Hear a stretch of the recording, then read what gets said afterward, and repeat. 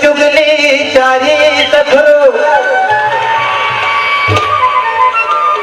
और धन कर ज्यादा तय अभिमान मतलब हा माया मा गायब तन हो जाही तोर खुआर बड़े बड़े अभिमानी मर्द और रावण कथ दुराचारी और सब लायक दिन पर ही भैया जाना उतरी पारे। परम आदरणीय मानस करते श्रोता समाज परमात्मा हमारा मनुष्य होनी दे जेल गोस्वामी जी कही कि कल युग तरण वो पायन कोई और राम भजन रामायण दोई कल युग केवल नाम आधारा और सुमरी सुमरी नर उतर ही पारा। ऐसा सुंदर रास्ता छोड़ दी गोस्वामी जी हमारे पर रामायण की रचना कर दी।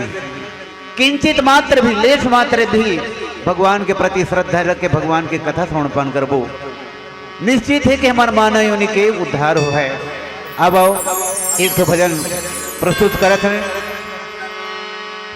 लता वर्मा जी के प्यारा सा सुंदर आवाज में ये गीत।